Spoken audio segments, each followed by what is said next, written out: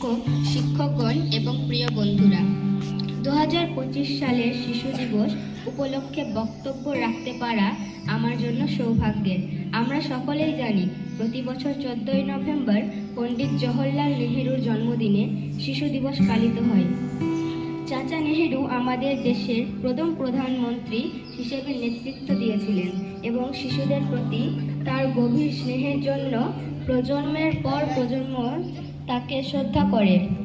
তিনি স্কুলগুলি শিক্ষার্থীর জন্য বিশেষ অনুষ্ঠান এবং মজাদার কার্যকলাপের আয়োজন করে।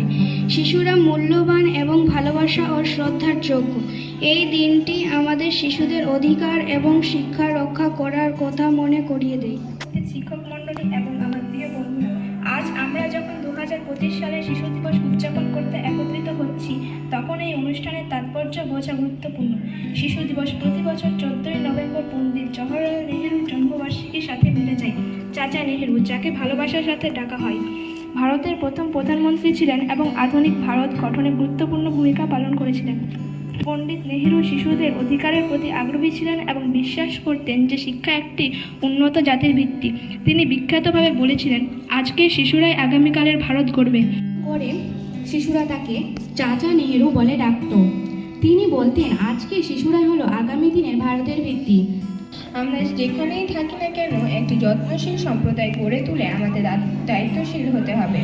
আসুন এই বিশেষ দিনটিকে আমরা নেহেরুজির স্বপ্নকে স্মরণ করি এবং এমন একটি সমাজ তৈরিতে আমাদের ভূমিকা পালন করি যেখানে প্রতিটি শিশু শেখার, বেড়ে ওঠার এবং সমৃদ্ধির সুযোগ পাবে। উৎসব উপভোগ করুন, আপনার বন্ধুত্বকে লালন করুন এবং সর্বদা কৌতূহলী থাকুন। ধন্যবাদ এবং সকলকে শিশু দিবসের অনেক শুভেচ্ছা। পণ্ডিত জওহরলাল নেহেরু শিশুদেরকে খুব আদর করতেন, স্নেহ করতেন এবং এই জন্যই শিশুরা তাকে সম্মান জানিয়ে চাচা নেহেরু বলতেন। চাচা নেহেরু দিয়ে সম্মান জানাতেন।